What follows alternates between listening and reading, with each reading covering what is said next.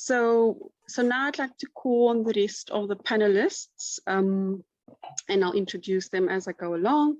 So we are so pleased to have Annette Hay with us, and she will chair us through this panel discussion. And as she has had a team facilitator role with our team over the past few weeks, over the past few months actually, and that was really great to have a leadership there.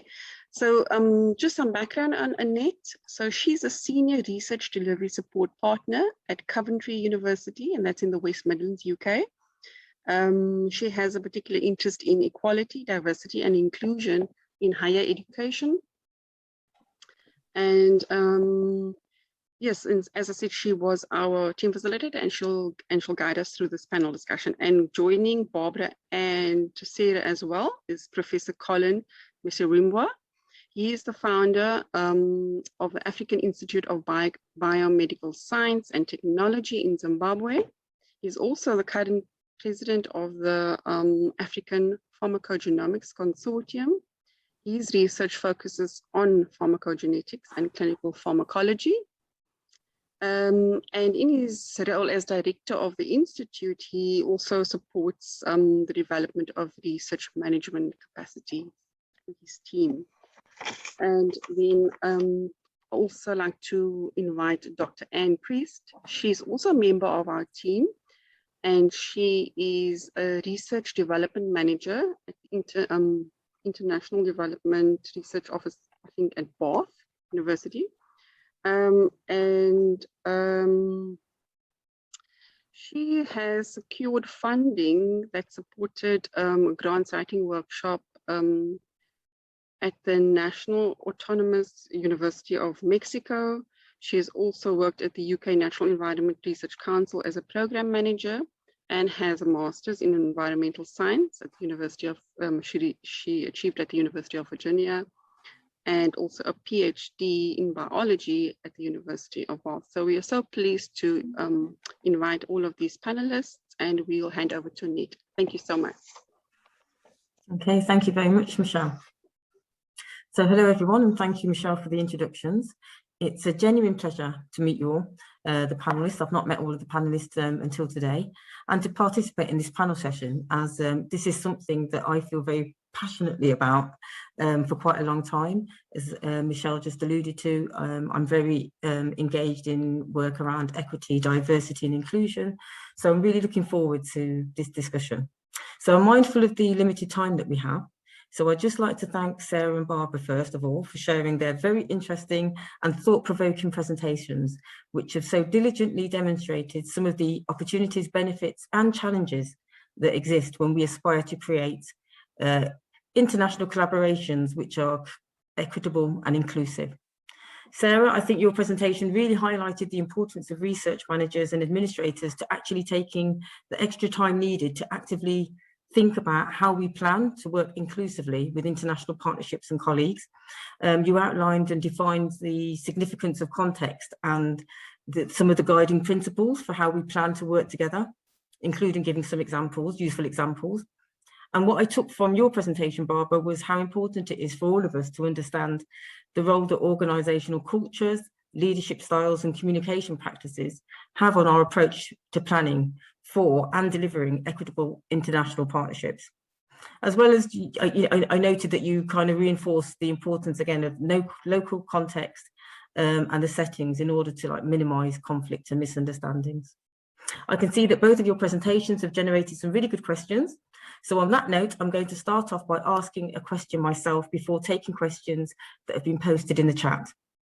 I want to also use this opportunity to kindly ask the panel members to try and give full but succinct answers so that we can hear as many responses as we can and so that we can get through as many questions as possible. So thank you for that. So the first question I'd like to present to everybody, to all of the panel, is for many of us in research environments, communication, transparency and trust are key elements in facilitating equitable relationships and partnerships. Having said that, we just heard how some of the challenges that exist. So why do you think it can feel really hard sometimes to actually achieve this in practice? And if you don't mind, I'm going to go to Anne, if you don't mind first. Sure, thanks, Annette. I think One of the things that I think makes this most difficult is that often we're under big time pressures. If you're applying for a funding call, you're already working to a short deadline, and perhaps that's difficult to manage all that communication and all that back and forth of, I guess, settling on an idea and then kind of figuring out who's going to do what. And so that's, I guess, it really stresses that you have to have a really efficient communication as far as within all your team members, and especially between the team leader. So I think that's really important. Okay, no, thank you for that. Can I ask Barbara, would you like to contribute? Sure.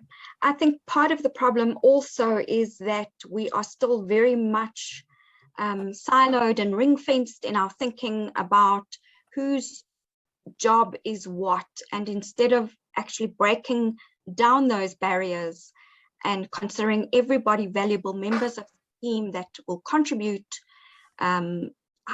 according to their expertise, maybe to still a common question. So I think that that kind of silo thinking is part of the problem. Okay, thank you very much. And finally, Sarah, would you like to contribute? Yeah, I'll just add on what Barbara and Anne said. I think, first of all, it is really hard work, partnership work, but hard work does generate a good reward at the end of the day. The more you invest, the more you get out of it. So it is worth doing, and the better you can do it, the better the outcome will be.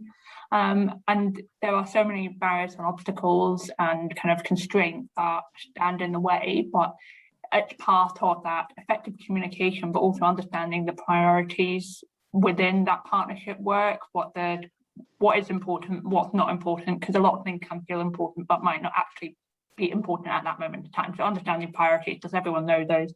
And I think the last thing I would say is just kind of play to people's strengths and expertise. So everyone has a different role to play, and recognizing what that role is really important. I think you've got professional research partnerships as well, but I think partnerships in all walks of life are hard. Just organising and getting together with friends can become more challenging. So it's just part and parcel of what that is. Okay, thank you. Okay, so I'm going to go ask the first question from the chat, and I apologise if I look to my right at the moment because I've got two screens. So the first question is from Vincent Okoth. Apologies if I pronounced the surname wrong. And this one's actually for you, Sarah. And the question is, contract research organisations, state-owned entities have opportunities as well. Do you see these partnerships principles cross-cutting to improve states of research across the board? Yeah, thanks, Vincent, for that question. Yes, I think the principle should remain the same of partnership, equitable partnership working regardless of the nature of the organisation, the governance, etc. But as I alluded to in the presentation, context does matter. So really thinking about the context in which those organisations are situated in, and that might shape the nature of what those partnerships can and can't do. But I think fundamentally the values shouldn't change, it's like trust, respect, shared understanding. So bearing that in mind, yes, it should be the same, but acknowledging it should be there might be some difference as well. And hierarchy and power relations become a big factor as well, depending on the organisation and where you are in the world. So acknowledging that and finding solutions to kind of work with that as well. So thanks for the question. Okay, thank you. Does any of the panel want to add anything to this? Let me know. Okay, otherwise I'll go on to the next question. So the next question is from Shepherd Andella, and this one I'd like to put to Barbara.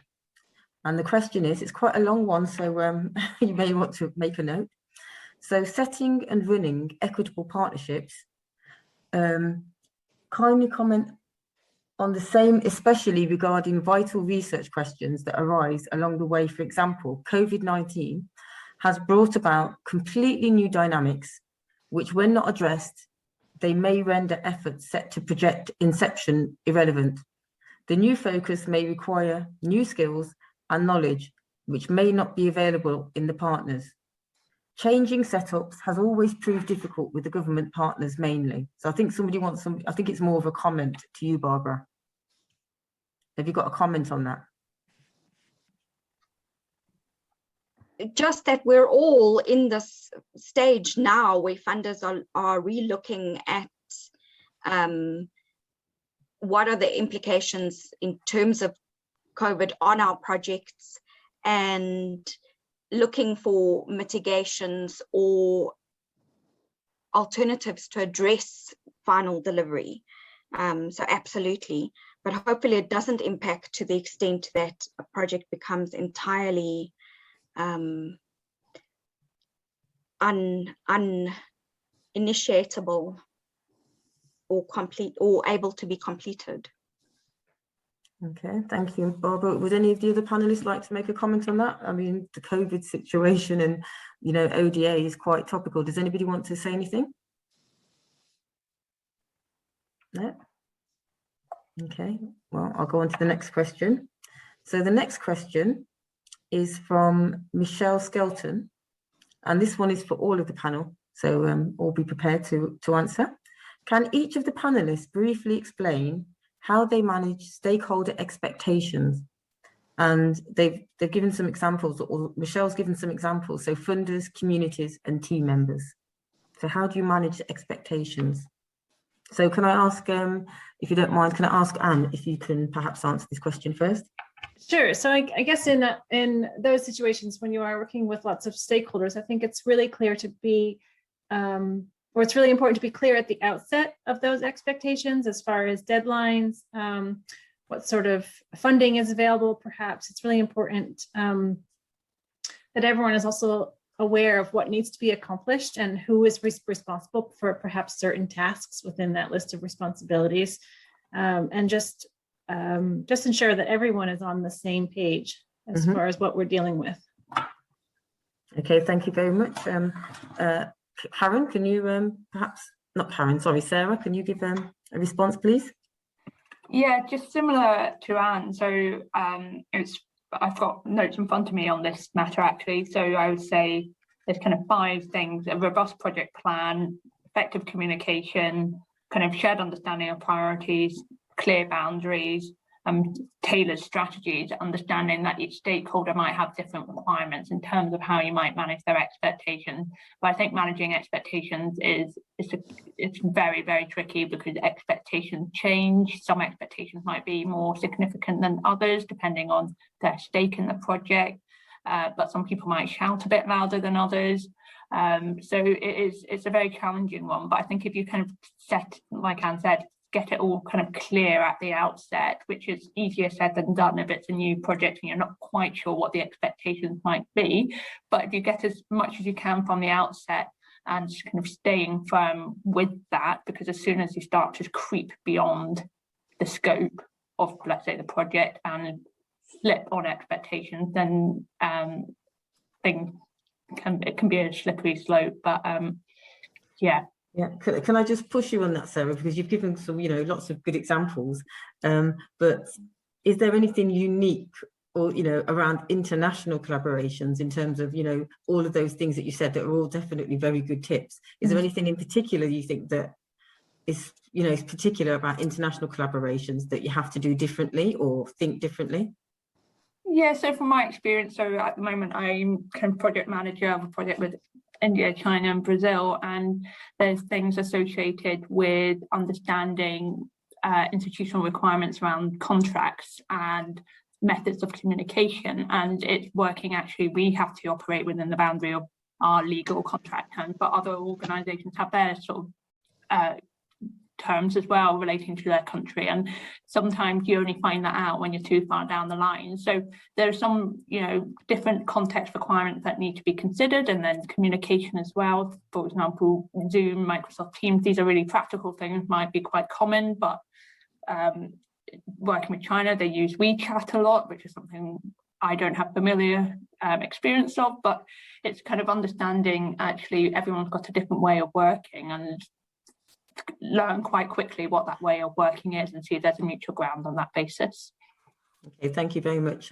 Colin, thank you for joining us. So Colin, would you like to answer that question?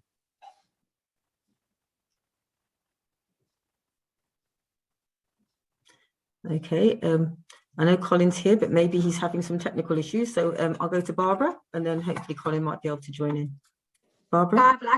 I've liked the answers from the other panelists, and I would just add that, in fact, building trust is also very, very important. And the way that is most effective in establishing that trust is to do the things that are expected of you. So if you say that you're going to provide information or whatever the thing is, stick by what you've said, because in that way you build trust, and you can then build those expectations in addition to all the things that the other panelists have already also said. Okay, no, thank you very much. I think, yes, trust is critical, definitely. I mean, it's critical in all partnerships, but again, when you're working internationally, it's even more important because, you know, there's more chances of misunderstandings, assumptions being made. And I think, yes, if you can establish a very, you know, a relationship where there's lots of trust, when communication does break down, or if there are any oversights, people are more likely to trust it was done inadvertently, or, you know, it wasn't done deliberately. Colin, thank you, Barbara. Sorry, thank you, Colin. Can you try and talk to us now? So I know Colin's here, but I think we're struggling with the sound. So I'm just going to move on to the next question until hopefully Colin can join us and contribute shortly. So the next question is to Sarah, and this one is from Joseph Njogo. And the question is, how does your university go about identifying partners to work with, especially in the LMICs? Yeah, thanks for that question. So there's a variety of different strategies, I would say, that universities go about, and I think it's important to remember you've got like the university, but then you've got lots of researchers and people within that have their own sort of networks and routes. So a big driver of establishing partnerships is from the ground up. So researcher to researcher links around particular expertise, simple things, attending conferences, kind of working in the same field, forging collaborations that way, and then really starting to grow the network that way up, and then within the context of both universities and institutions, really supporting that partnership grow. So there's the bottom-up approach, and then there's also actually each university has their own research strengths, and across the world there'll be lots of different strengths that are compatible, and working together make that even better. So I would say, you know, our university would be proactively kind of thinking about its research strengths and then working with other organisations on that in terms of growing shared sort of partnerships at maybe a higher level. So a variety of different mechanisms on that basis. Okay, thank you very much.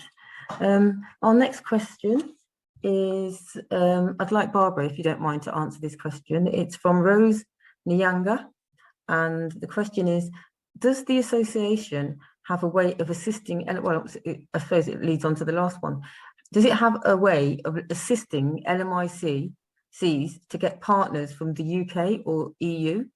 This can sometimes be a real challenge. So that one, I'd like Barbara to answer, if you don't mind.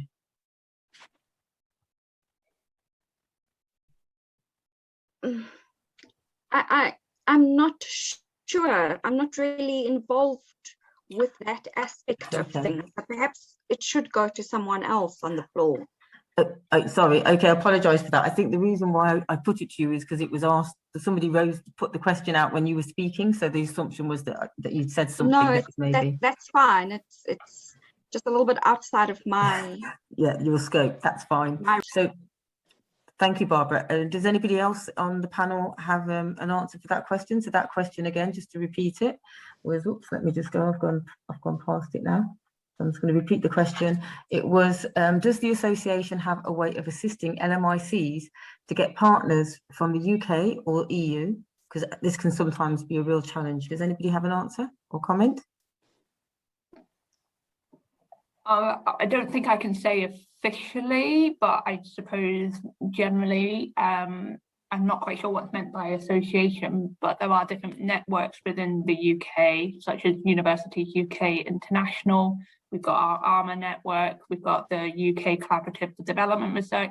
So we've got bodies of organisations that tend to play a bit more of a facilitatory role between forging partnerships between the UK and LMICs. So maybe as part of the resources, we can signpost to those sort of partnership organisations that help with that. That's the best of my knowledge on that basis. Okay, thank you. Anne, I'd like to ask you a question.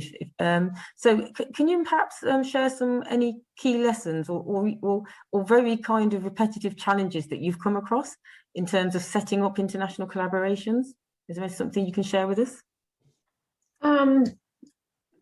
Yeah, so I think that one of the most challenging things is there's so many challenges sometimes to pick out a few that are the key. And I think so much of it is dependent upon what you're working on at that time. So sometimes it's a deadline that's really tight and it's really difficult to get people together. Sometimes it's definitely that communication, whether there's miscommunication. Sometimes partly if you don't have the right partners, that you're looking for a partner with a certain expertise or in a certain discipline that you really need to kind of round out your group, and that can be difficult to find. Often funders have, they will kind of say which countries can be involved. So maybe you have a great idea, but the funder has specified that you have to be working within a certain region or something, and that can be difficult when trying to, I guess, shape the partnership and perhaps make the partnership that you already have fit into that, the expectations of the funders. Okay, thank you. Does anybody else on the panel want to comment on that particular question before I go to the next one from the chat? Let me just test if you can hear me. Oh, now. Is that Colin? Hey, Yes. Colin. I'm so sorry that technology has been a bit unfriendly for me here, but if you can hear me now. Yes, I think you're quite quiet, so you may have to speak up. So Okay, so you can hear me? That's better, yeah. So you might have to speak a bit, project your voice. So welcome, Colin, and thank you. So on any of the questions or any of the comments that you've heard, would you like to make a contribution? Thank you. Yes, thank you very much. So I'll start with the current question, where trying to establish collaborations can be challenging, of course, depending on the direction of the collaboration. At least speaking for myself, most of the collaborations start with the funding not coming from my country. So the funding is coming from either the UK or the USA. And so the instigation is starting from there and not from my side. It's very rare that I'm the one with the funding and then I'm going to somebody in Europe and seeking collaboration. And that already skews the terms of collaboration in a very serious way. And what then ends up happening is that the collaborations are initiated from the UK or from America, and we have to have the terms of reference in our own regulatory system fit. And this creates a problem which speaks to the previous question about how to meet stakeholder expectations. Because what will happen is that I will agree to collaborate with somebody in Germany or whatever country it is, and then I will tell them that my ethical review will take 3 months or things like that.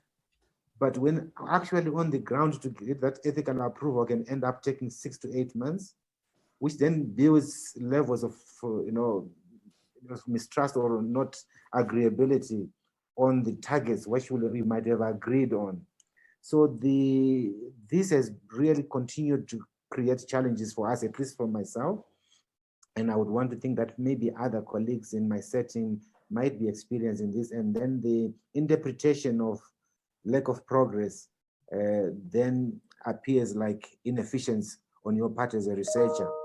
So I think our research managers have to try to give as much information as possible at the beginning, that whilst it is stated that it will take so long, it is possible that it will take 8 months. But of course, that comes with the risk of losing the collaboration. because they'll go to somebody else who promises more lucrative delivery timelines and so forth. But I think it's important for the research managers to come up front very honestly at the beginning that whilst it is written like this, it might take so much.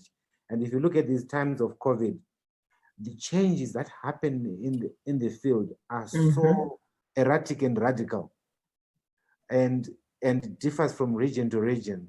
And when you now to communicate to the stakeholders that the situation has now turned to the point that this cannot be delivered, that sometimes is not well received in either direction. But unfortunately, in most of collaborations with Europe and America, the lack of progress reflects from our African, setting, because normally it involves field work, it involves primary or preliminary processing of samples, and whereas other partners are now waiting to process that data arising thereof, and so they are not as exposed to poor delivery as we are in our setting. So I just wanted to see whether that rings a bell with anybody and how best we could work around that. Okay, well, thank you, Colin. I think that's a very interesting and very relevant, like you said, in terms of the COVID and the pandemic and how it's impacting research around the world, but especially for yourselves. And I noted you saying about where the power sometimes lies in terms of the funding and who's making the rules. So I don't know, first of all, if Barbara wants to say anything, and then I was going to ask our UK colleagues. Barbara, did you want to add anything to what Colin's just said? Yeah, it resonates so well with the experience that I have as well. We were involved in one particular project where we had partners both on the continent and in Europe. And there was this lack of understanding in terms of what the reality is on the ground for our African partners. And it was just the simple getting airtime for data was something that ended up delaying the project quite badly. There was a skills rollout and it required some student involvement. And that just delayed things to the point that the European partners became frustrated. But it spoke to me of the fact that there was a lack of understanding from the European partners what that reality is on the ground. And also somehow a lack of, in the preparation phases, of really unpacking what those realities are. Because then later on, as we moved through the project, it became very dysfunctional and it was almost a failure, but we managed to pull it together because there were frustrations on all sides in terms of the things about the funder regulations not having been fully communicated. So it really was, it was the project, it was the poster child of a dysfunctional project. And the things that Colin's saying really resonates with my experience on that project. That there needs to be, there needs to be that openness right from the beginning, and perhaps more stakeholders need to be involved, not just technical people. Thank you. Okay, no, thank you. Now, I think Sarah's, I don't know if she's left, but she's going to have to leave the panel. So I'm going to come to you, Anne, if you don't mind, if you have a particular view or perspective based on what Colin and Barbara have just said, because I imagine that is a very common experience for many of our African and other international partners. So what have you got anything to say, Anne? Yeah, I just want to say that I 100% agree with what they've said, and that there is sometimes a huge lack of understanding of the time it takes for certain things to happen at different institutions and perhaps in different countries, and that perhaps that the regulations that we set in the UK maybe are not the best ones for ones in different countries. So, and I think it's important that we realize that what works for us doesn't work for everybody else, and to be aware of that, and that maybe our timelines are different. So, and that we have to find a way that is really suitable for everybody.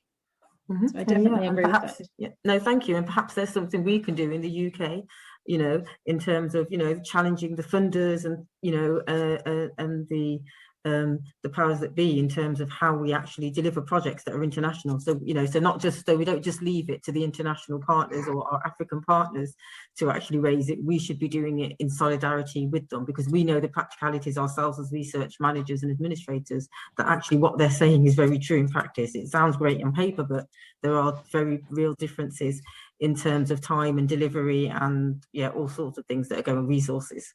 So, okay, thank you very much for that, Anne. So we've just got 3 minutes. I'm going to ask one more question very quickly before I ask everybody at the panel to just say one final word. So the last question I'm going to ask is from Vicky Nambawe. Sorry if I pronounce it wrong. Great presentation. How can RMAs ensure the partners, this one's to you, Sarah.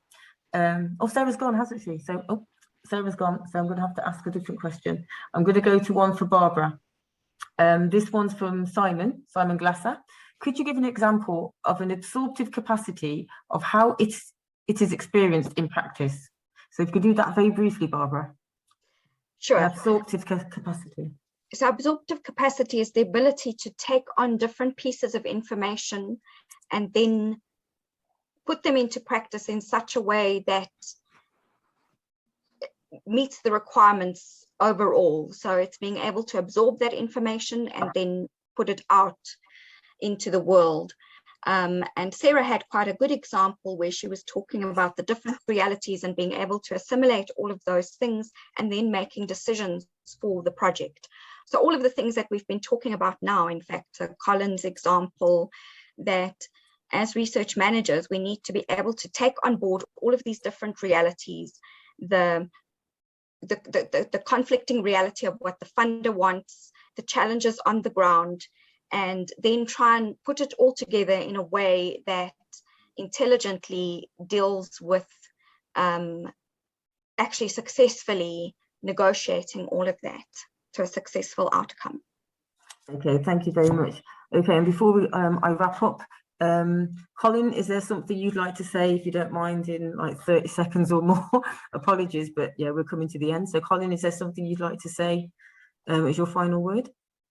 I mean, mostly to just say, I mean, I think this workshop is really a wonderful sort of platform to really exchange these experiences and work out a way forward, because it means that we have realized the challenges and we are now trying to look for tools and means of addressing them. So I just want to really commend all the organizers for putting it up, and I really think most of the researchers have benefited. Thank you so much, Collen. Anne, would you like to say a final word? I guess echo what Collen has said, as far as, you know, it's wonderful to see us all coming together and really trying to move, you know, research in an international space forward. Okay, well, finally, I'd just like to thank Sarah, Barbara, Collen and Anne for your participation in this panel and for sharing your experiences, your knowledge and your advice. I'm sure we could have gone on for much longer. There's lots more questions. Apologies to everybody, but we will be, our colleagues will definitely be responding to those questions in writing. Unfortunately, we're running out of time. I'd like to thank everybody in the background that's helped put this session together. I'd like to thank you, the audience, for listening and participating. And I know it's a cliche, but without you here and without us actually talking about it, as Collen said, nothing would change, nothing would improve. So thank everybody, thank you all, and I've really enjoyed it and I've learned a lot. Thank you. Thank you, Annette. Thank you. Thank you, panelists. So let's just move on. We've just wanted to talk you through what we're going to do in terms of providing participants with materials following this workshop.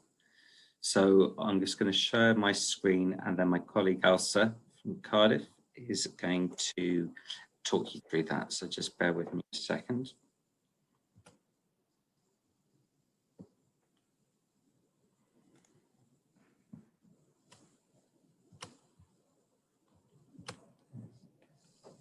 Hope you can see that. So over to you. Thank you, Simon. As Simon mentioned, I'm Ailsa Davis. I'm from Cardiff University. I've been working alongside Simon and Vicky on this project, and I took the lead on preparing a repository of knowledge exchange resources, which I'll just run through in a moment. But firstly, I just wanted to mention that we'll be following up after this session with the recording, the presentation slides and the workshop notes. And we're also going to be compiling the responses to the Q&A. We've also put together a sort of case study of the wider team's knowledge and experience in research administration roles that we just thought that might be of interest for you. And as Simon mentioned earlier, we'll also be sharing an evaluation form, which we would really appreciate if you take a moment to complete and return that to us. So moving on to the repository of resources, as our presenters today have also mentioned, there's a vast amount of information available out there online covering a range of research management areas. So along with the materials from today's session, we'll be providing you with what we as a group have deemed useful resources for someone who might be new to setting up equitable partnerships in a research administration and management role. So along with the meeting notes and the Q&A, we are going to have a look to see whether there's any other areas that may have been picked up from. I know Sarah and Barbara also mentioned in their presentations that they also would like to share some other resources. So we'll be including those in that package of resources, and we'll hope to get those out to you hopefully in the next week or so. So yeah, we hopefully those will be useful resources for you and a good point of reference going forward. And that's all from me. I'll pass back to Simon. That's okay.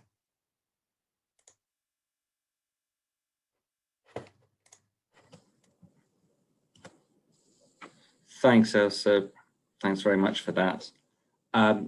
So this is just now just the closing of the session. I was kind of tasked to try and wrap up and summarize a few short points, but I'm slightly struggling because so many things have been said already, and I think also Annette, Colin, and gave a nice summary of the discussion so far.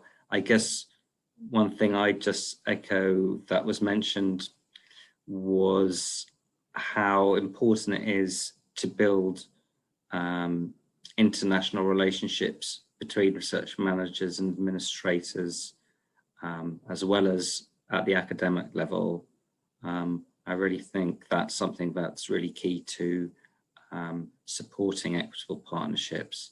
And I think that was reflected in a lot of what's been said today. So what I will just go through now is just a series of thanks for everyone involved in this. So I just thank my co-lead Vicky and Michelle, Sarah, Barbara, and Annette, Colin, Anne, and Elsa. Also Paida, who's been fantastic in helping us coordinate this workshop today, and for her and Elsa, and my colleague Olivia, who've been, and Alice, who've been taking notes and dealing with the chat. That's been great. And also all the other members of our team who've helped with this today. And particular thanks to Cape Town colleagues in IT, Confidence and Tanyan, without whom we wouldn't have been able to run this workshop. So thank you very much for your support there. And I think as a team, we'd like to just thank Eva and Holly and Vincent and those at the African Academy of Sciences in Armour who've given us this opportunity to learn with you today and who've given us a great support during our project. And yeah, just finally, you know, as Annette said, thank you so much all for attending. We really didn't expect such a large audience, so it's fantastic that you've made the time to come along and get involved. And it's been a great experience for us, and I hope it's been helpful for you. And one more reminder, as ever, to please complete that feedback form when we get that out to you. That would be enormously helpful. So really, just to say thank you again. I hope you will have a great rest of the day, and thanks for coming along.